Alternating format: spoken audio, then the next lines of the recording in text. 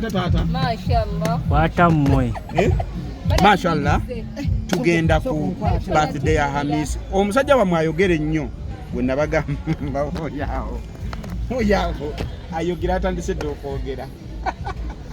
Beera n'abalungi ne mubaane amazike.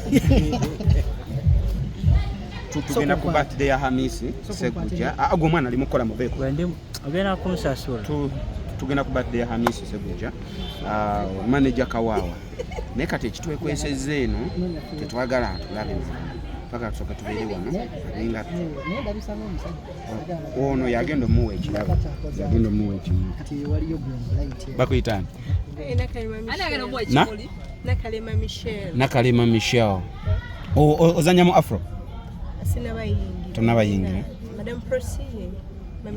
Madame Prosie mami wo okay nice Kati bajinte. Mufune kubigamba byabo Alina papa basoka. Bachali yobemo lokwemo. Tege mpisira nini? Mister.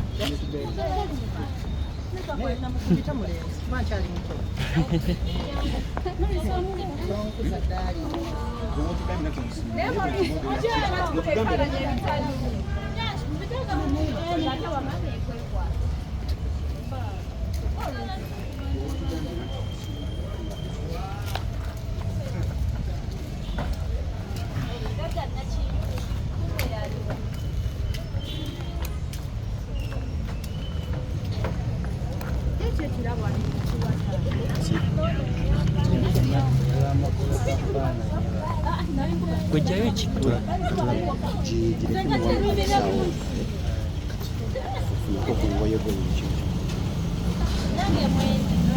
Nawe mmoja.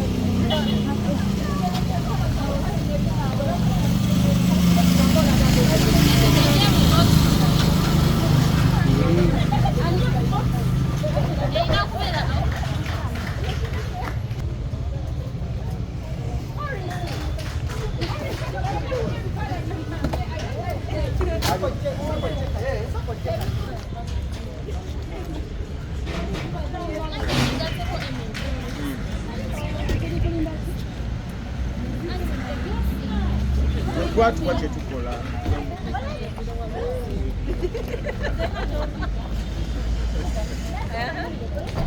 That's cool. Yeah. You add on size. Mwana. I don't size. But I don't.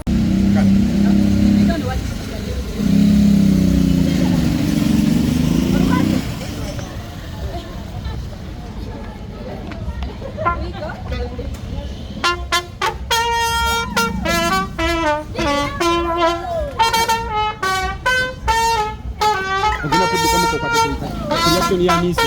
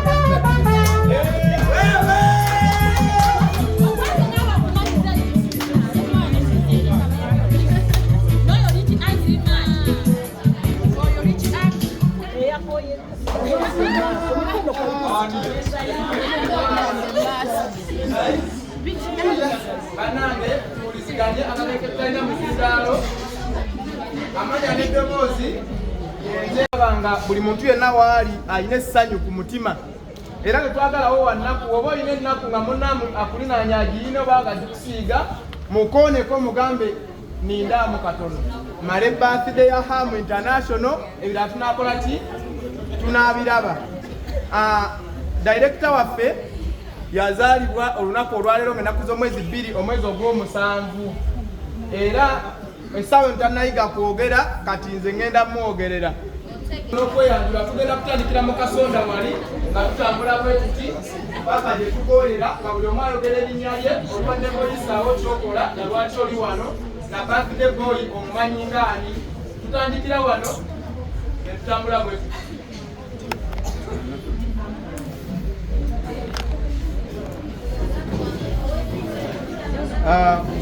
Guys, tuwuliziganye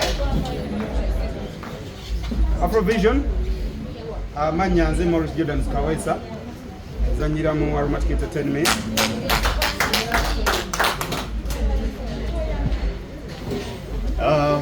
Amanya Zahi Bisibe Rogers, manager Aromatic Entertainment. Wow. Hello. Hi. Amanya gange nze Michelle. Mami kasi mami wange. Amanya gange yenze kwagala kasi ky'omuhindo nga nzanyira mu Afrovision Film Limited. Good evening, everyone. Good evening, everyone.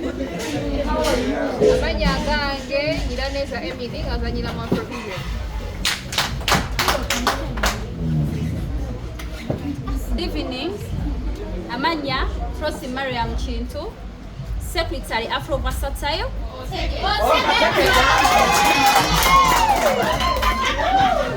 Actress Afrovision Films Limited. Zena Kamia Victoria. Zena Kamia Victoria. Ngava mu Afro Versatile.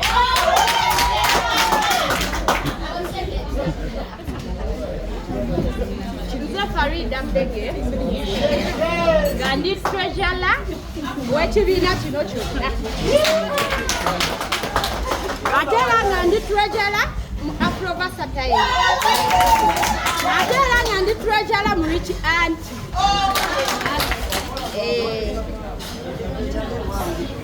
Assalamu alaikum, everyone. Good evening. Mamita Ashra Yutaya.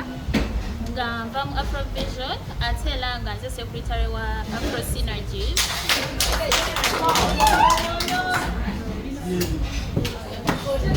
Good evening, everybody. I'm Nasuga Priscilla, treasurer, Afro Synergy.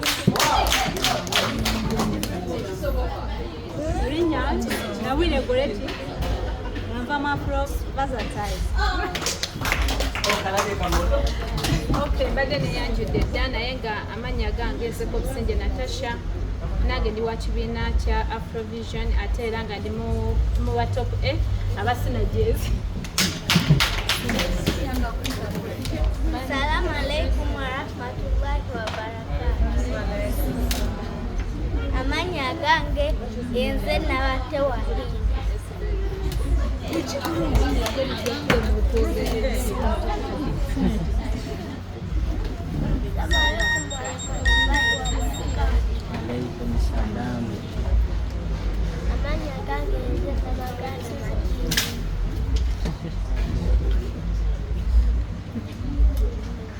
Amanya gange nze Rema Ssemamba.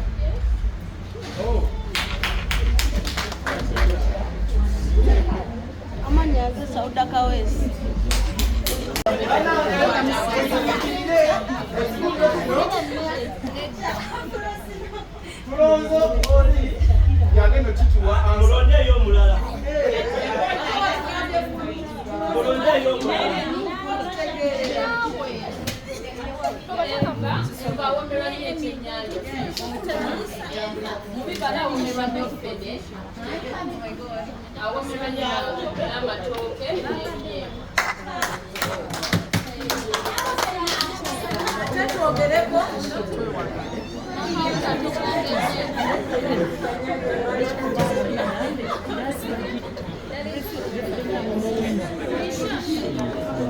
Ekibuuzo kyaffe ekyokusatu bannange Versatile nga tubuuza omugole waffe olunaku olwaleero Mambo International the simple guy ekirooto kye ki mu bulamu bw'ensi eko dda ku kibuuzo omukisa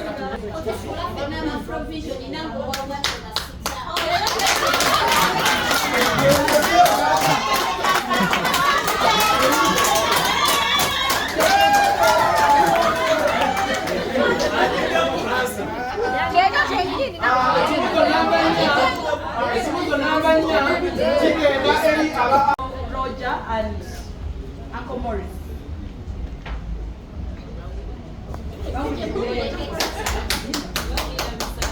Era ngenda kusabayo okusebe munene.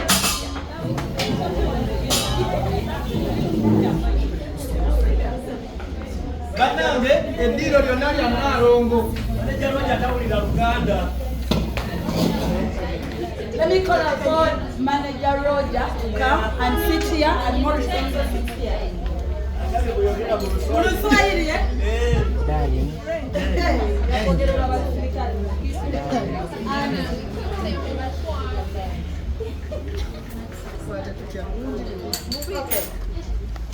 Very nice.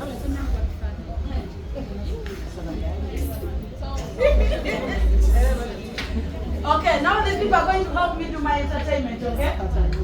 I'm going to ask a question and you people are going to bwekibanga kituufu ng'okiwanika bwekibanga kikyamu ng'osawansa ekimuli. Oba tutegedde? Yes. Ekibuuzo ekisooka, and these questions are going to be more of knowing our director, okay? Yeah. The first question is,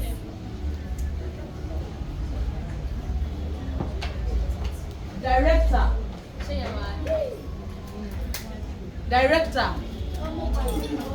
Hamisi anatutubuka oba nedda?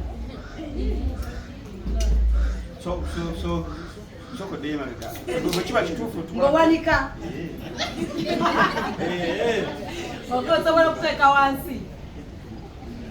Mulowooza w'amaanyi oba nedda?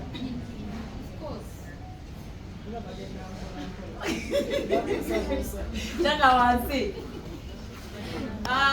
Do you think musajja anyiganyiga oba? Kitegeeza anyiganyiga? Alwawo. Okay, teeka wansi. olowooza director Hamisi ali unstoppable oba tali unstoppable? Taliye nga temwina bita ekibuuzo ekiddako director Hamisi.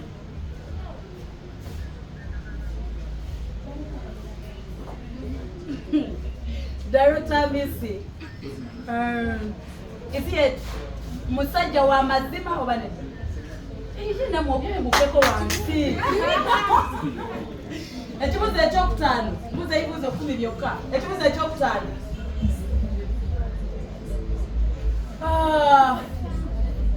amazina gazi nagabanyumira oba gabo?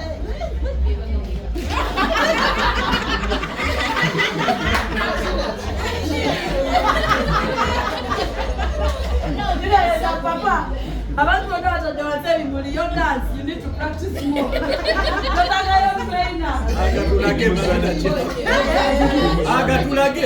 Osobola okusitula ekimuli kyo. One time he told us he wants to be tajja kufa ku nsi kuno nga tamaze kuba hit. Olowooza kituufu oba nedda ey'oluyimba?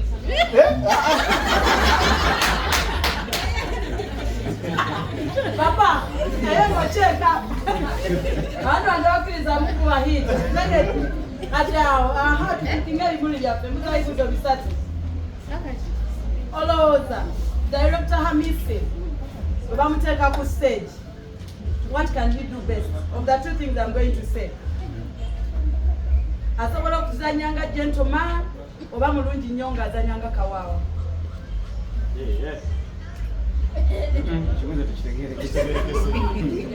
Okay, olowooza mugundi zino ebbiri, characters ebbiri, we yazanyanga nga he's a gentleman ne we yazanyiranga kawaawa, olowooza kiriwa kyafitinga obulungi?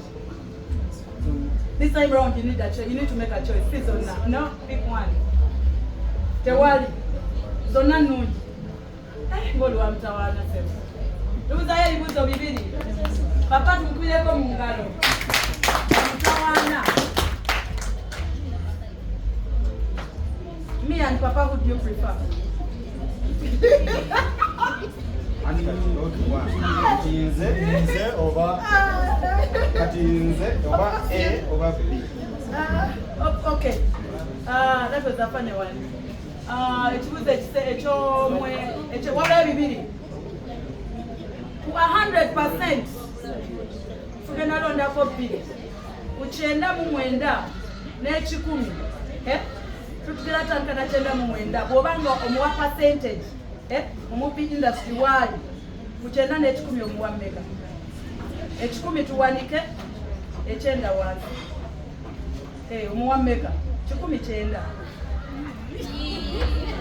Ekisembayo. Do you love him or not? I love you guys. Thank you.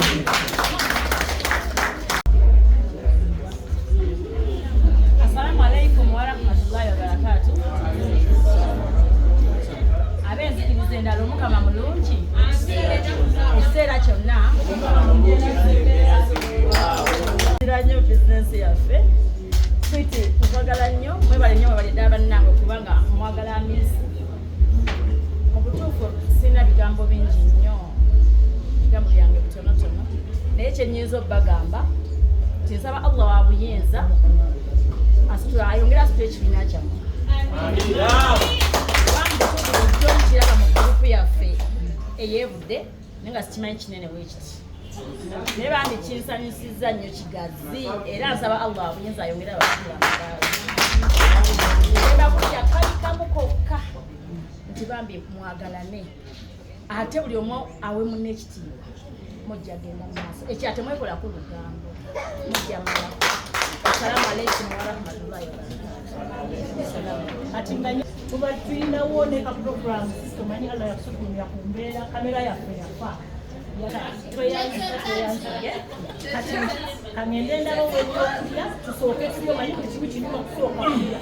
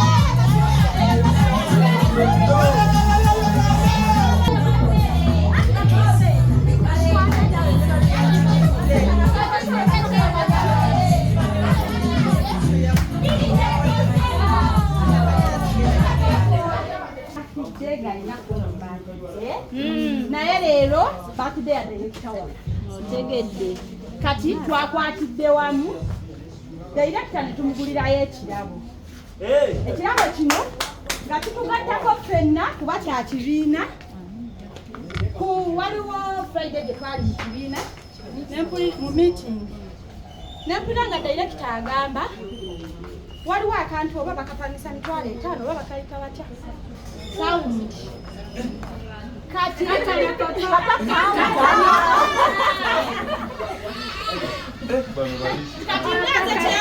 chairman wa Rich Auntie naddayo ne tuteesa ku kintu ekyo ne tugamba ekyo ekintu kitono nnyo tukisobola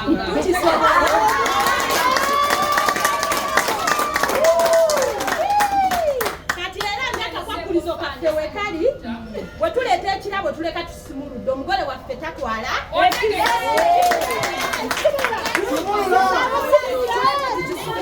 jayo mutala abatali mu Rich Auntie tugenda ng'era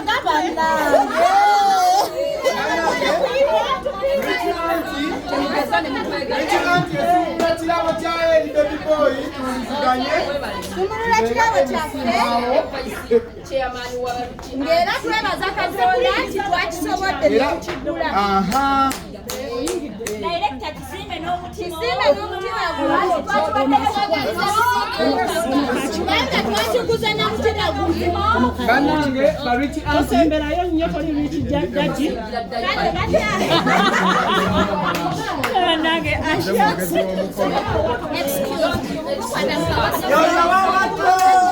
bariti anti basumulula ekirabo alibyo tugenda kibalaga nga omugolo amaze kikola ki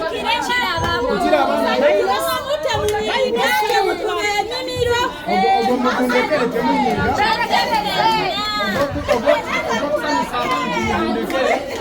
ajeyo musirike maso ku lutimbe yawuliriza ekirabo kye ate mugolo basanyufu nti twalese kikozeeko kyekalabadeko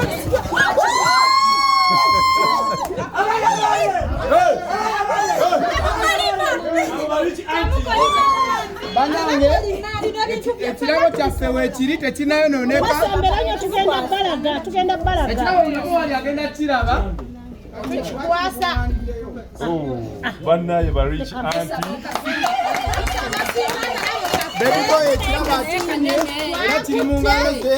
Twakutte nga ffenna we tuli ngabona ba rich auntie wano. Ne twekwatakwata ne tugula ekirabo. Ba rich auntie, thank you so much. Ne tugamba katukugulire ekirabo kino nakusanyusa lwaleero. Kozo baddemu n'ebizibuzibu bitonotono naye osanga bwe tunaakuwa. Banange ekirabo kisumuliddwa. Bannaye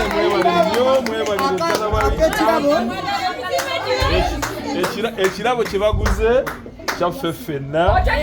Thank you so much. Mwebale nnyo, mwebale ddala. Bannaye bantu. Banange awulira nga kino kikusanyusizza nnyo weegatte ku rich auntie oluggi luggule banange. Banange rich auntie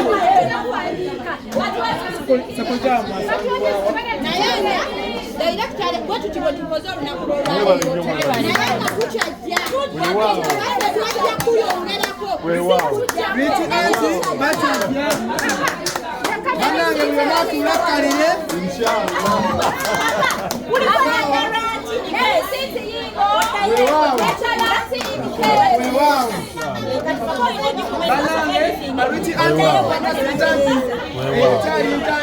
Thank you so much.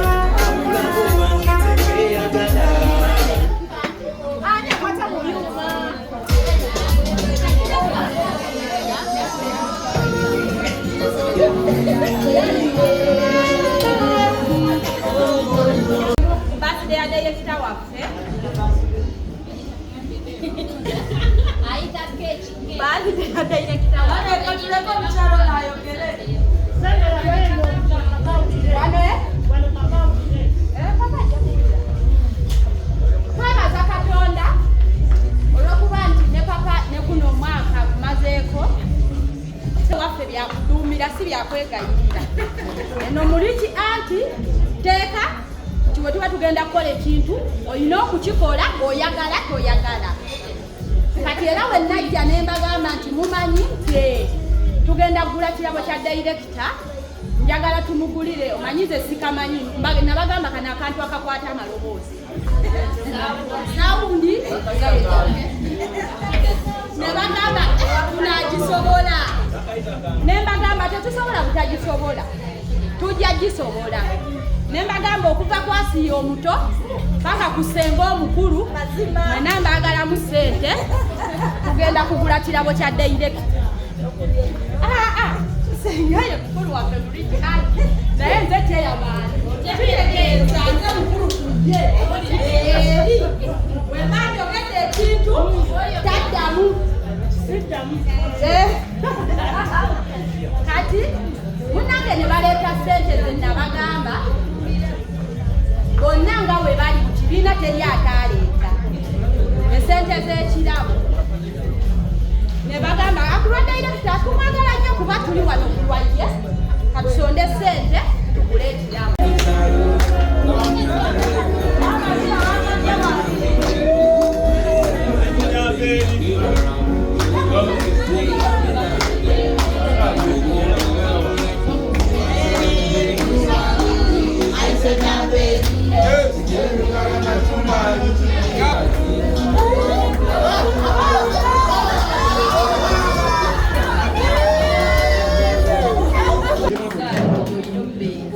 Basebo ne banyabo bamemba ba Afrovision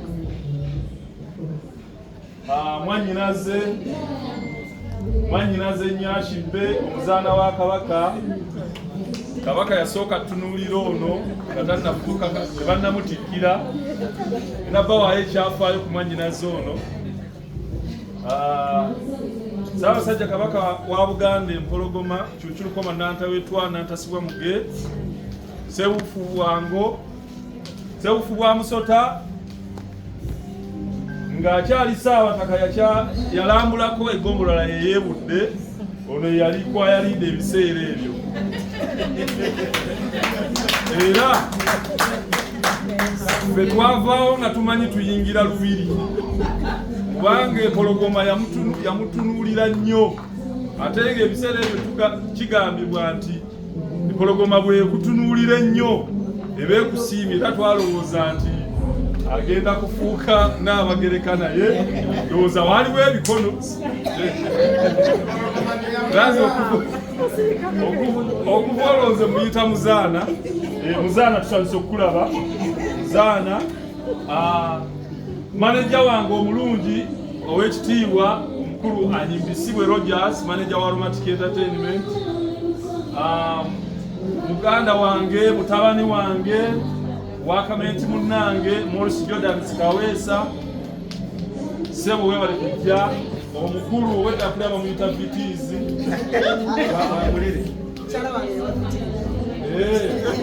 omulere mukulu Bruce ne mikwano gy'abannaffe mwenna abatuwerekeddeko mwanyinaze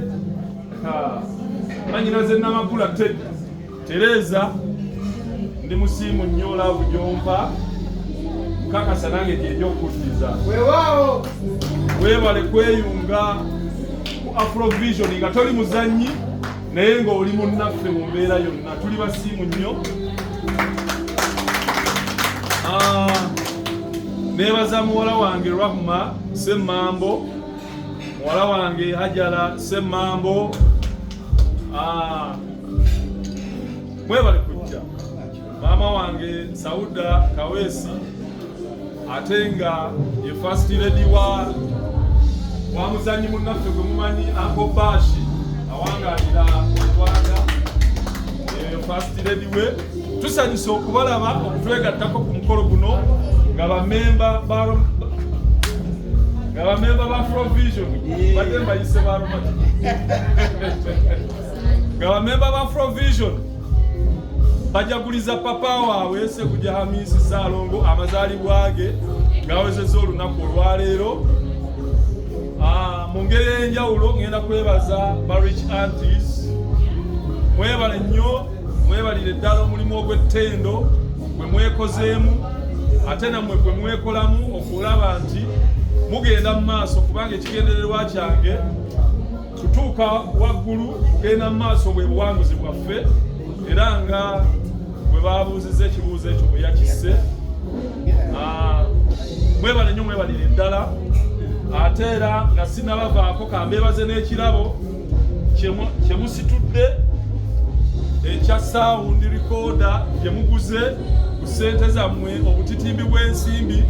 Saba ow'ekitiibwa Allah Jalla Rich Anti bakwagala nnyo, kakasa buli memba wa Afrovision yanjagala nnyo, nange mbaagala kyenkanyi. Mwebale nnyo, mwebalire ddala. Nja kusaba ow'ekitiibwa Allah Jalla waala nga bwe mwazze nga muli balamu era abazzeeyo nga muli balamu. Assalamu alaikum warahmatullahi wabarakatuh.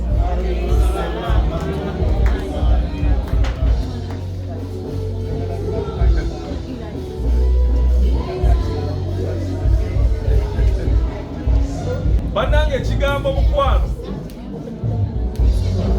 ekigambo mukwano kikulu nnyo. Mwannyinaze ono ne taata wange bonna bagenzi.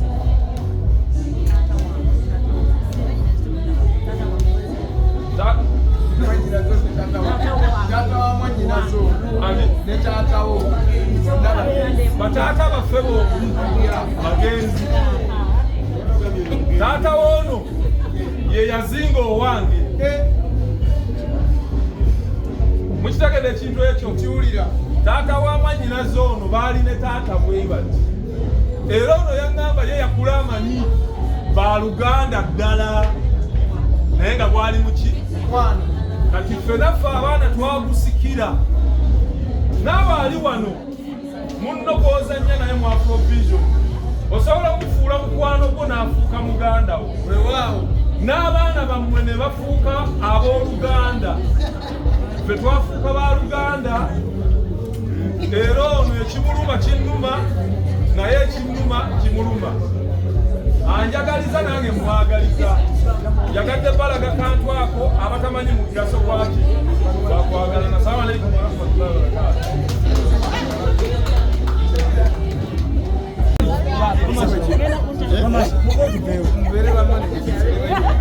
Tata musembereko wano nze newe mbeera mabega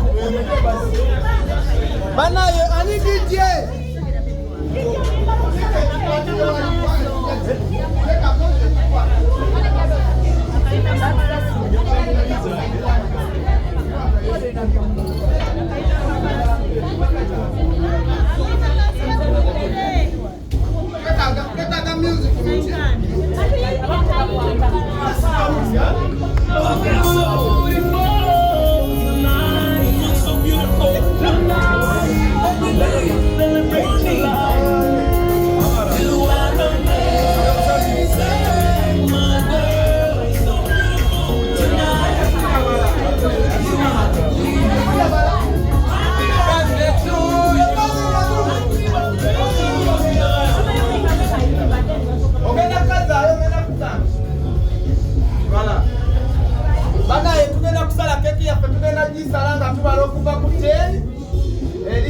birthday boy waffe omukulu Salongo Amise Gujja I'm international the simple guy 10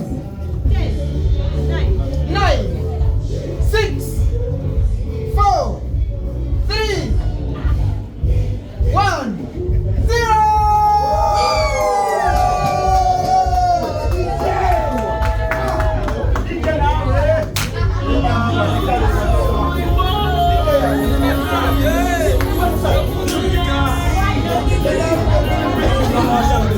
Sinon, on est tout plein de moi.